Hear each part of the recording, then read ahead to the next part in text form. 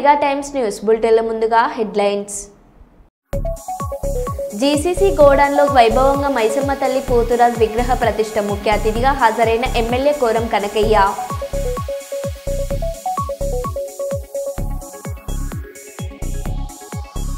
మానుకోట జిల్లా కేంద్రంలో ఘనంగా ప్రజా యుద్ధ నౌక గద్దర్ గారి 77వ జయంతి వేడుకలు.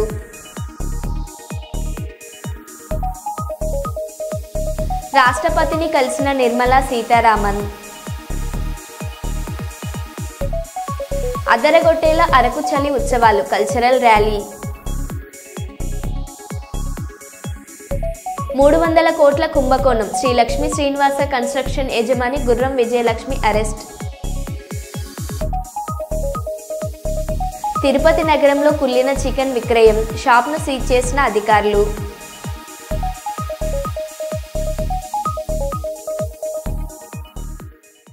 ఇక వివరాల్లోకి వెళ్తే, కార్మిక కర్షక వృత్తి కుటుంబాలకు వలస కార్మికులకు ఈ శ్రమ కార్డు వారి జీవనానికి భద్రత కల్పిస్తుందని కార్మిక శాఖ జాయింట్ కమిషనర్ బాలు నాయక్ తెలిపారు.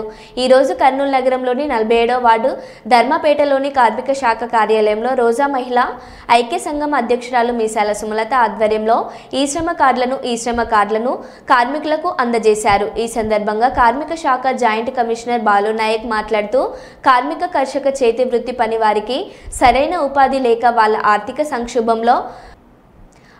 సంక్షోభంలో పడి చేతి వృత్తి పనిని జీవనాధారంగా సాగించుకుంటూ కుటుంబాలలో నిరాశ నిస్పృహలు నిండుకున్న వారికి ఈ శ్రమ కార్డు ఎంతో ఉపయోగపడుతుందని, రానున్న రోజుల్లో కూటమి ప్రభుత్వాలు అందించే సంక్షేమ పథకాలకు ఈ శ్రమ కార్డు తప్పనిసరి అవుతుందని, 15,000 లోపు ఉన్నవారు ప్రైవేట్ రంగాలలో పనిచేస్తున్న వారందరూ ఈ శ్రమ కార్డును తీసుకోవాలని కోరారు.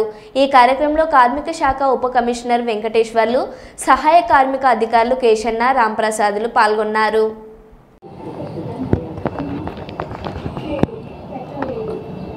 Thank you sir.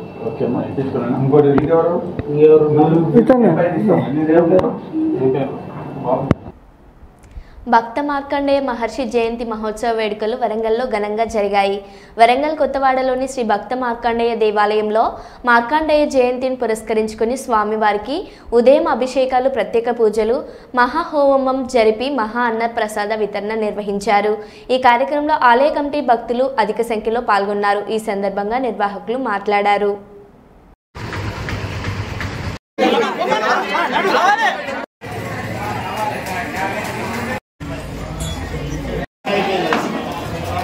जय बोलो भक्त मार्कंडेय भगवान की जय बोलो श्री भक्त मार्कंडेय भगवान की जय बोलो श्री भक्त मार्कंडेय महर्षि की जय बोलो भक्त मार्कंडेय भगवान की जय बोलो भक्त मार्कंडेय भगवान की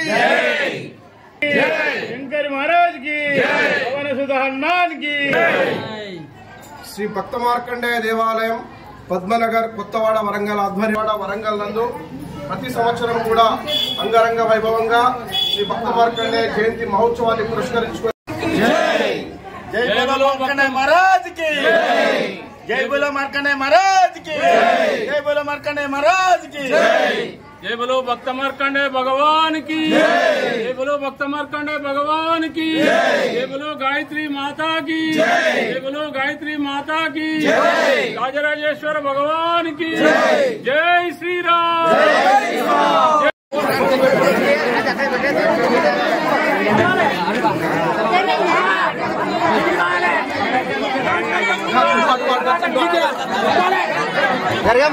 ప్రత్యేకంగా నిర్వహించేది శ్రీ భక్త మార్కండేయ స్వామి యొక్క జయంతి ఉత్సవం.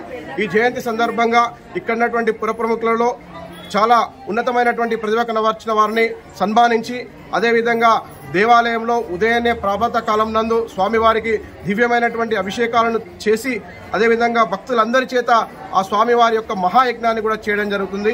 ఈ యజ్ఞ ప్రసాదాన్ని, మహా అన్న ప్రసాదాన్ని కూడా ఇక్కడ ఉన్నటువంటి గ్రామ ప్రజలందరికీ కూడా, పట్టణ ప్రజలందరికీ కూడా అందించడం జరుగుతుంది. శ్రీ భక్త మార్కండేయ దేవాలయం అనునిత్యం ధూపదీప నైవేద్యాలతో, ప్రతిరోజు కూడా పంచామృత అభిషేకాలతో చక్కగా వర్ధిల్లి, అక్కడున్నటువంటి ఆ స్వామివారు నర్మదా నది నుండి సాక్షాత్ స్వయంగా తీసుకొచ్చిన ప్రతిష్ఠించడం జరిగింది. దీనిని 110 సంవత్సరాల వయసున్నటువంటి స్వామీజీ దీన్ని ప్రతిష్టాపన చేయడం జరిగింది.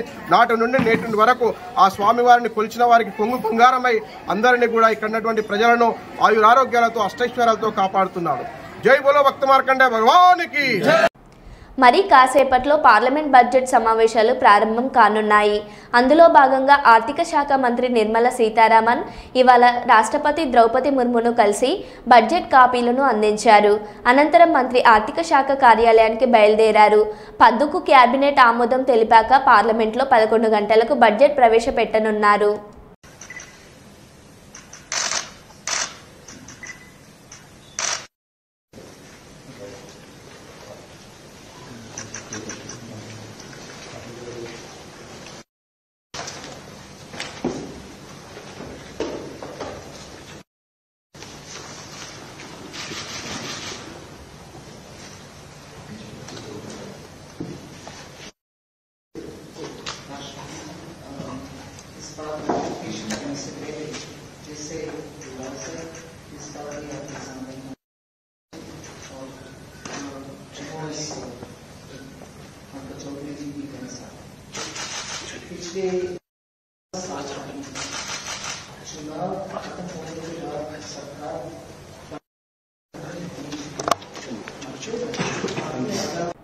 ఫిబ్రవరి నెలాఖరున భారీ సభ పెడదాం, మీరంతా తరలిరండి. ఇన్ని రోజులు నేను మౌనంగా గంభీరంగా చూస్తున్నా.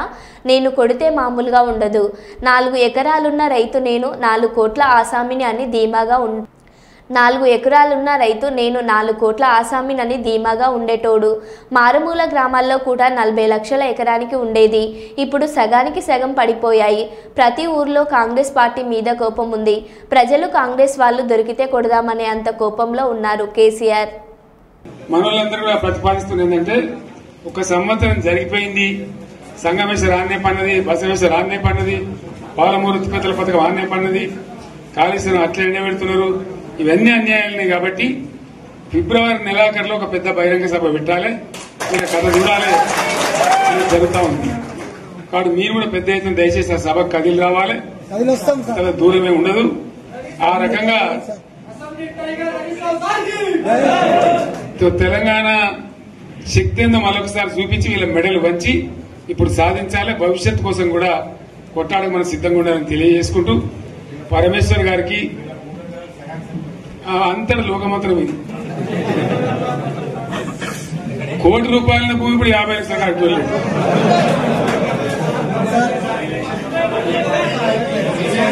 ఈ ఒక్కని బాధ ఒక ఆయన వచ్చింది, మన ఒక ఆయన ఒక 10 మంది వచ్చారు హైదరాబాద్కి. అందులోకి 2 ముస్లిం సోదరులు వచ్చారు. साहब सोब तबाह हो गया, इफलासी मुफलसी बच्चे क्या दबे होगा, तुम्हारा क्या हुआ बहन, तुम्हारा क्या हुआ, तुम हैदराबाद में तुम लोग हैं, मेरा कारोबार है साहब, मेरा छोटा मोटा कारोबार है, होटल भी है, 70% गिर गया. हर कोई पूछ रहे, हर कोई केसीआर को याद कर रहे सामान వాళ్ళు మాట్లాడుతున్నారు. ఎక్కడ ప్రతి ఒక్కరు భూముల ధరలు పోయినాయి, మందు పోయినాయి, మసాలా అన్ని పోయినాయి. ఇంత మంచిగా 4 ఎకరాల రైతు నేను 4 కోట్ల ఆసామని అనుకుంటుండే, అంత ధీమా ఉంది. ఎంత బాగుంటే హైదరాబాద్ నుంచి అడిగితే కూడా వచ్చి మనం ఇయ్యకపోదాం భూములు, డిమాండ్ పెరగానని. అంత బ్రహ్మాండంగా మారుమూల ప్రాంతంలో కూడా 40 లక్షలు 50 లక్షలు ఎకరానికి ఉండే. అటువంటిది సగానికి సగం పడిపోయి మొత్తం నాశనం చేశారు. వీళ్ళు ఇట్లే వదిలిపెడితే ఇంకింత నాశనం అవుతుంది. కాబట్టి మనం కొట్లాడాల్సిందే. నేను ఇంకొక మాట మీకు చెప్తా, ఎలక్షన్లలో నేను మస్తుగా చూసిన 50 ఏళ్లలో పార్టీలకు వెళ్తే ఓడితాయి. ఇంత మాయలు ఏడాది లోపలనే కాంగ్రెస్ పార్టీ దొరికితే కొడతాం రానంత గొప్పగా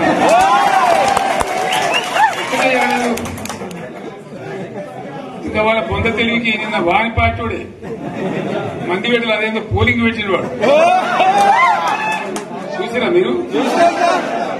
ఆ పోలింగ్ పెడితే 70% మనకు వచ్చింది, 30% మనకు. వాడు పెట్టింది మనం పెట్టింది కాదు. 75 ఇది పరిస్థితి. అదే నేను ఏమంటున్నా అంటే, ఫామ్ హౌస్ అంటే ఏముంటది, వారి ఉంటది, మాకు ఉంటది, అల్లం ఉంటది. కాంగ్రెస్ వాళ్ళు ఎంత మనిషి చేస్తే పారబడి తవ్వచ్చు కూడా లంగత. దీన్ని ఫామ్ హౌస్ అని మనం బదనాం చేసి అంతే కదా. నేను ఏమంటున్నా అంటే, అన్ని మప్పులు విడిపోయినట్టు ప్రజలకు అన్ని తెలిసిపోతున్నాయి. మంచి ఏంది, చెడ్డ ఏంది, ఏం జరిగింది అన్ని ఇంకా ఘోరమైందని చెప్తున్నా. వీళ్ళ తెలియదక్కతనానికి ఏమైంది? నిన్న మొన్న రిపోర్ట్ వచ్చింది. Comptroller and auditor general of India అని కాగ్ అంటారు దాన్ని. కాగ్ రిపోర్ట్ వచ్చింది. పోయిన సంవత్సరం మన గవర్నమెంట్ లో వచ్చిన ఆదాయం కంటే 13,000 కోట్ల రూపాయల ఆదాయం తగ్గిపోయింది. ఇంకా మార్చి పోయేవరకల్లా ఇంకో 3-4 కోట్ల అవుతుంది. అంటే 15,000 కోట్ల ఆదాయం పోతుంది. మన గవర్నమెంట్ ఉన్నప్పుడు ప్రతి ఏడాది 15,000 కోట్లు పెంచుకుంటూ పోయింది.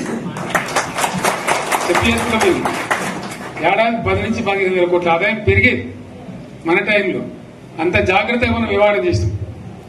ఇలా ఉల్టా 15,000 కోట్లు పడిపోయింది. ఇంకా వాడేమిస్తాడుగా? ఇంకా ఇస్తారా? ఇంకో 4-5 నెలలైతే జీతాలే కష్టమై దొరుకుతుంది. అందరు పెండింగ్ పెట్టి రిటైర్ అయిన దొరుకుతారు పైసలు. మీరు చూస్తారు కదా పేపర్లలో. సో ఆ విధంగా రాష్ట్ర ఆర్థిక పరిస్థితిని కూడా దివాలా తీయించారు. వాళ్ళతోనేం కాదు. 100కు 100% ఇప్పటికే ప్రజల నిర్ణయానికి వచ్చిండ్రు. డెఫినెట్ గా రాబోయే గవర్నమెంట్ మనదే అని అనుమానం కూడా అవసరం లేదు. అదరగొట్టేల అరకు చలి ఉత్సవాలు కల్చరల్ ర్యాలీ. అరకు ఉత్సవాలలో భాగంగా దేశంలోని గిరిజనులు సాంప్రదాయాలు, ఆచారాలు ప్రదర్శన, గిరిజన సంస్కృతిని చాటి చెప్పాలనే ఉద్దేశంతో చలి ఉత్సవం 2025 అరకులోయ ప్రభుత్వ డిగ్రీ కాలేజ్ మైదానంలో 3 రోజుల పాటు ప్రత్యేక కార్యక్రమాలు నిర్వహించనున్నారు.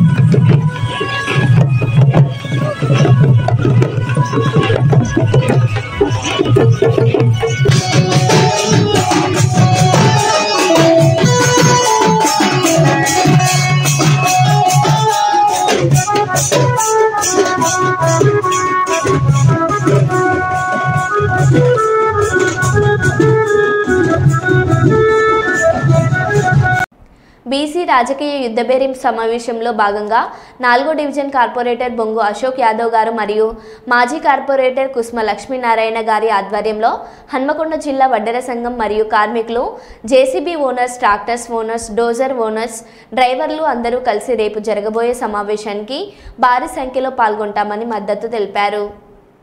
సభ్యులందరికీ పేరు పేరున ధన్యవాదాలు తెలియజేస్తున్నాం. మరియు ఈ రోజు రిటైర్మెంట్ అయినటువంటి మన ఆంజనేయ నగర్ కుమారస్వామి గారికి ప్రత్యేక ధన్యవాదాలు తెలియజేస్తూ, మన అందరము బీసీలం అంటే అన్ని కులాల వారిని కలిసి ఈ రేపు జరగబోయే ఆర్ట్స్ కాలేజీలో మన బీసీ రాజకీయ యుద్ధవేరికి చాలా ఎక్కువ సంఖ్యలో కావలసినంత మందితోనే మన బీసీ యొక్క బలం చూపించుకోవడానికి, మన బీసీ రాజకీయ కావచ్చు, విద్యా విషయంలో కావచ్చు, వైద్య విషయంలో కావచ్చు, అన్ని విధాల్లో మన యొక్క వర్గాల మనం ముందంజలు ఉండడానికి, కోఆర్డినేట్ చేయడానికి ఏర్పాటు చేసిన తీర్మార్ మల్లన్న బీసీ రాజకీయ యుద్ధ పేరుకి మా యొక్క 4వ డివిజన్ కానీ 5వ డివిజన్ ఎన్ని డివిజన్లు ఉన్నా మన యొక్క వాకర్ అసోసియేషన్ తరఫున ఒక్కొక్కరు వారి యొక్క బాధ్యతగా తీసుకొని మనిషికి ఒక 10 మందిని తీసుకొని ఈ యొక్క సభను విజయవంతం చేయాలని కోరుకుంటూ నాకు ఈ అవకాశం ఇచ్చిన అందరికీ ధన్యవాదాలు తెలియజేస్తున్నాను.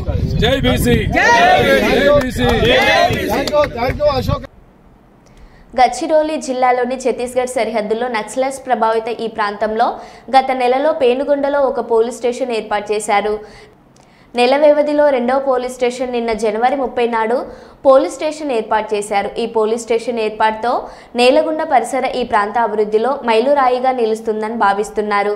బ్రూమ్రగడ్డ నుండి 20 కిలోమీటర్ల మరియు ఛత్తీస్గఢ్ సరిహద్దు నుండి కేవలం 600 మీటర్ల దూరంలో ఉన్న బామ్రాగఢ్ తాలూకాలోని నేలగుండలో కొత్త పోలీస్ సహాయక కేంద్రం ఏర్పాటు చేయబడింది. అందువల్ల సరిహద్దు ప్రాంతాల్లో భద్రతా పరంగా ఏర్పాటు చేసిన పోలీస్ స్టేషన్ కీలకంగా మారుతుందన్న విశ్వాసాన్ని పోలీస్ యంత్రాంగం వ్యక్తం చేసింది.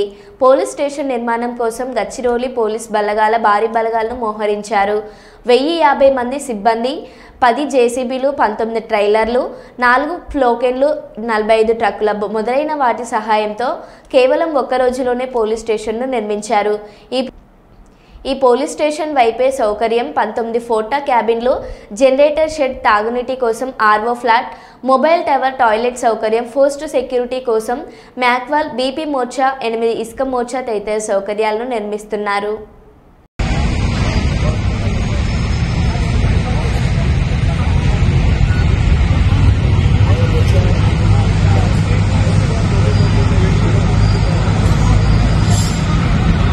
वर्षाचे पहिला पोलीस मदत केंद्र पोलीस स्टेशन निलगुंडा इथे उभारणी करण्यात आलेलं आहे आणि हे जवळपास भामरागडपासून 20 किलोमीटर आहे जे तहसील प्लेस आहे.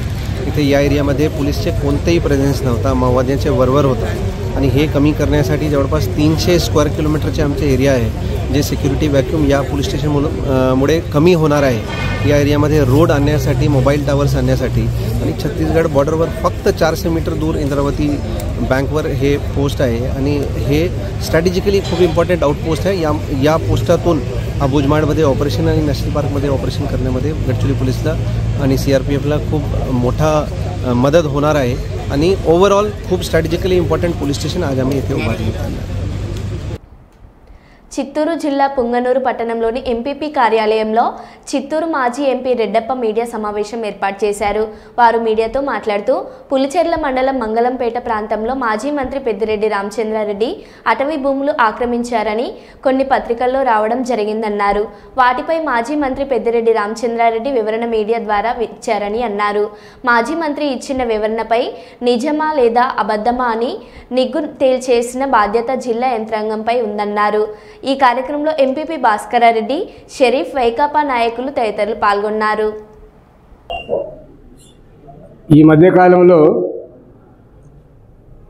పుంగనూరు శాసనసభ్యులు మాజీ మంత్రివర్యులు డాక్టర్ పెద్దిరెడ్డి రామచంద్రారెడ్డి పైన భూముల విషయంలో పులిచెర్ల మండలంలోని మంగళంపేట గ్రామంలో ఉండే అటవీ ప్రాంతంలో ఉన్న భూముల గురించి ఇటు పత్రికల్లో కానీ మీడియాలో కానీ రావడము, దానిపైన పాలకపక్షానికి సంబంధించిన నాయకులందరూ కూడా ప్రెస్ మీట్ పెట్టి మాట్లాడము, దానికి సరైన సమాధానము రామచంద్రారెడ్డి ఇవ్వడము జరిగిన విషయం మనకు అందరికీ తెలుసు. రామచంద్రారెడ్డి గారు ఇచ్చిన వివరం కరెక్ట్గా లేదనుకుంటే జిల్లా యంత్రాంగము దానికి సంబంధించిన రెవెన్యూ శాఖ కానీ, ఫారెస్ట్ డిపార్ట్మెంట్ కానీ అది అవును కాదు, ఇది తప్పు, ఇది నిజము నిజాలు నిగ్గుతేల్చవలసిన బాధ్యత జిల్లా యంత్రాంగం పైన ఉంది. అదేవిధంగా ఆయన పైన అవాకులు చెవాకులు పేలుతున్న పాలకపక్షానికి సంబంధించిన ప్రజాప్రతినిధులు వారు చేసిన ఆరోపణలు నిజమా తప్ప అనేది తేల్చవలసిన బాధ్యత వారిపైన ఉంది. దానికంటే ముందు దాని తర్వాత కూడా చెప్పేది ఏంటంటే, ఇలాంటి భూములు అంటే రెవెన్యూకు కుంట పొరంబోకులు కానీ, చెరువు పొరంబోకులు కానీ, అడవి ప్రాంతాలకు సంబంధించిన భూములు కానీ, ఎండోమెంట్కి సంబంధించిన భూములు కానీ ఈ జిల్లాలో తిరుపతి నుంచి కుప్పం వరకు ఇతర ఏ రాజకీయ నాయకులు ఆక్రమించుకోలేదనేసి, అందరూ స్వచ్ఛందంగా ఉన్నారనేసి, రామచంద్రారెడ్డి ఒక్కడే ఈ విధంగా చేసినాడనే నిజ నిరూపణ చేయవలసిన బాధ్యత జిల్లా యంత్రాంగం పైన ఉంది. కానీ జిల్లా యంత్రాంగము ఈ నిజ నిరూపణ పత్రికల్లో కొన్ని మీడియాలో తెలియజేసిన తర్వాత ప్రజలు తృప్తి పడతారు. ఓహో, వీళ్ళే కాదు ఇంక వేరే వాళ్ళు కూడా ఉండారనేసి. లేదు, రామచంద్రారెడ్డి ఒకడే దీనికి పాల్పడ్డాడు, ఆయన కుటుంబీకులే పాల్పడ్డారు అనేది ప్రజలకు తెలియజేయాల్సిన బాధ్యత జిల్లా యంత్రాంగానికి అయితేనేమి, ప్రస్తుతం ఉన్న పార్టీలో ఉన్న తెలుగుదేశంలో పార్టీలో ఉన్న నాయకులందరూ తెలియజేసిన బాధ్యత వారిపైన ఉందని తెలియజేస్తే ప్రజలు సంతోషపడతారు అని నేను తెలియజేసుకుంటున్నాను. పార్టీ ప్రభుత్వంలో కీలక నిర్ణయాలు తీసుకునే దిశగా చర్చ, ప్రభుత్వ పథకాలను ప్రజల్లోకి తీసుకెళ్లాలా, ఎమ్మెల్యేలకు దిశానిర్దేశం. త్వరలో పార్టీ సంస్థాగత ఎన్నికలకు సంబంధించి నోటిఫికేషన్, మేలో జరిగే మహానాడు నాటికి పార్టీ సంస్థాగత ఎన్నికలు పూర్తి చేసేలా అడుగులు, అసెంబ్లీ సమావేశాల తర్వాత ఎమ్మెల్యేలు ప్రజల్లోకి వెళ్లేలా ప్రత్యేక కార్యక్రమాలు, ప్రభుత్వ పథకాలను ప్రజల్లోకి తీసుకెళ్లేలా ఎమ్మెల్యేలకు కార్యాచరణ, పార్టీ సభ్యత్వ నమోదుపైన పోలిట్ బ్యూరోలో చర్చించిన నేతలు.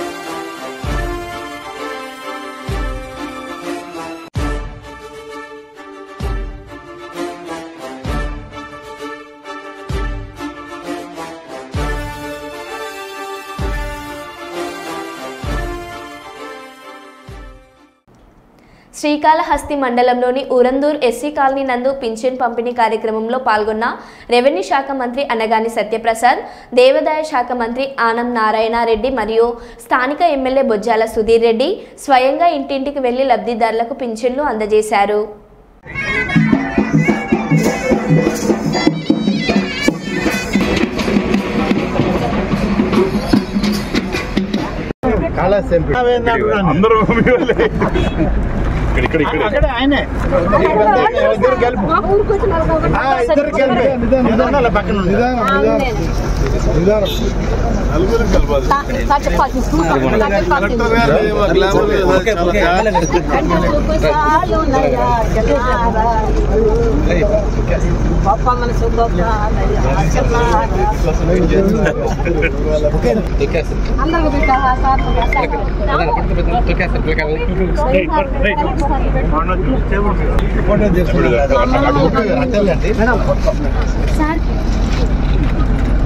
పెద్ద మంత్రి ఎక్కువ మంత్రి గారికి పర్లేదు.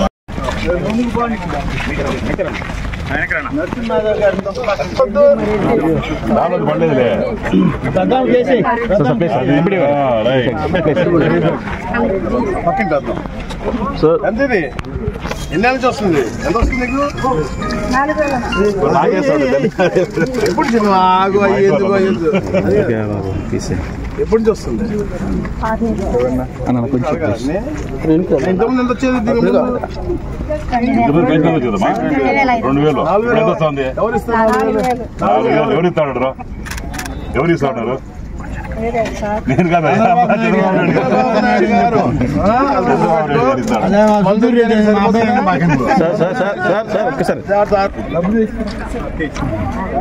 లేట్ అయిపోతుంది. రెడీగా కవర్లో పెట్టుకుని చేసుకోండి. ఇచ్చే 40 ఎక్కువ తక్కువ నెక్స్ట్ ఇంటర్ రెడీ పెట్టుకో.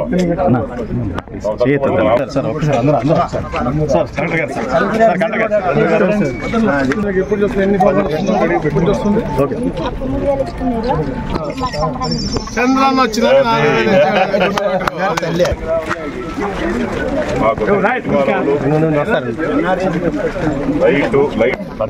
బాగున్నావా? పిల్లలు ఎంతమంది ఉన్నారు? ఏం చేస్తున్నారు?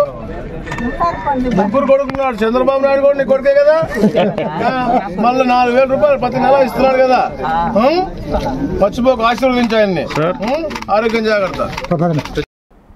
హైదరాబాద్ దుండిగల్ గత 7 ఏళ్లుగా జీఎల్సీ విల్లా ప్రాజెక్టులో మోసపూరిత వ్యవహారాలకు పాల్పడి 400 కోట్ల కుంభకోణం చేసిన ఎన్ఆర్ఐ గుర్రం విజయలక్ష్మిని గురువారం శంషాబాద్ ఎయిర్పోర్ట్లో అరెస్టు చేసి 14 రోజుల రిమాండ్కు తరలించారు.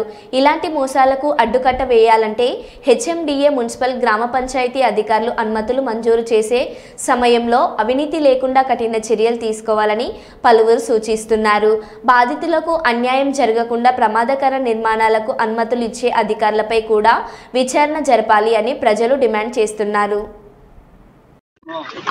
2019లో మొత్తం డబ్బులు కట్టేసాం. ఇంతవరకు మాకు హ్యాండ్ ఓవర్ చేయలేదు. మమ్మల్ని ఇబ్బంది పెడుతుంది. రోజు ఒక రాక చుక్క చూపిస్తుంది. ఎన్ని రోజులు ఇట్లా కష్టపడాలి? హైడ్రా కోసం మేము పొడగొట్టుకోవడానికే ఇన్ని డబ్బులు కట్టి ఆమెకి ఇది చేసామా? ఎప్పుడు ఉన్నారమ్మా? ఏర్లో ఉన్నారు? మొత్తం ఫుల్ పేమెంట్ చేసాం 19లో. 2019 ఏం కావాలో ఉన్నదంతా పోయింది. హైదరాబాద్లోనే పోయింది. అంతా కావాలి. ఏం కావాలి? ఇల్లు కట్టి ఇవ్వాలి. అప్పుడేం తెలుసు? 19లో ఎవరు చెప్పారు? మాకేం తెలుసు? ఏ నోటీసులు లేవు. మాకు అసలు తెలియదు. మేము టీవీలో చూసేదాకా మాకేం తెలియదు. మాకేం చెప్పలేదు. మేము చెప్తే మేము ఎందుకు కొంటాము? మాకు అవసరం అట్లా? అందులో ఉన్న డబ్బులను ఏమన్నా హామీ ఇస్తారు? కట్టిస్తాము, మీరు ఉండొచ్చు అని చెప్తారు కదా. అందుకనే కొంటాం కదా. ఇప్పుడు మేమే కాదు కదా, ఉన్నోళ్ళు అందరు కొనుక్కున్నారు కదా. అందరితో పాటు మేము కొనుక్కున్నాము. మరి మాకు కూడా అంటే కావాలనే కదా కొనుక్కునేది. ఎక్కడి నుంచో ఏ ఊరికోళ్ళో వస్తాము. అక్కడి నుంచి మేము పైసా కూడబెట్టుకొని అన్ని తెచ్చుకొని కట్టుకునేది ఎందుకు? ఇల్లు కావాలనే కదా. అన్ని ఇట్లా ఎంత మోసం చేస్తుందని మాకు ఎవరు తెలియదు కదా. ఇంత పెద్ద ఇళ్ళల్లో ఎన్నో ఇళ్ళల్లో ఎక్కడో ఉన్నారు. ఎక్కడెక్కడో కడుతున్నారు అందరూ. కట్టినప్పుడు మేము కూడా అట్లాగే కట్టాము అందరితో పాటు. ఇక్కడ 50 విజయలక్ష్మి అరెస్ట్ చేశారు. ఆమె ఇక మా మొర పెట్టుకోవడానికి వచ్చాం. ఎందుకు వచ్చాం? లేదు, కలవలేదు. ఎన్నిసార్లు ఫోన్ చేసినా ఆమె కలవదు, మాట్లాడదు, ఏమీ చెప్పదు, సమాధానం ఇవ్వదు. మా డిమాండ్స్ ఏంటి? మాకు ఇల్లు కావాలి. మేము అన్ని డబ్బులు ఓడగొట్టుకొని ఇంకా డిమాండ్ ఏముంటుంది? ఉన్నది అసలు పైసలు మొత్తం మా దగ్గర ఉన్నది అది మొత్తం మేము అల్లనే పెట్టేసినాం. అల్ల పెట్టేసి మరి మేము ఇంత చేతితో ఎట్లా ఉంటాం? మేము లోన్లు ఏం తీసుకోలేదు. తెచ్చిన డబ్బులు మేము ఇక్కడి నుంచో కూడా పెట్టిన డబ్బులు. మరో బులెటిన్లో మళ్ళీ కలుద్దాం. Stay tune.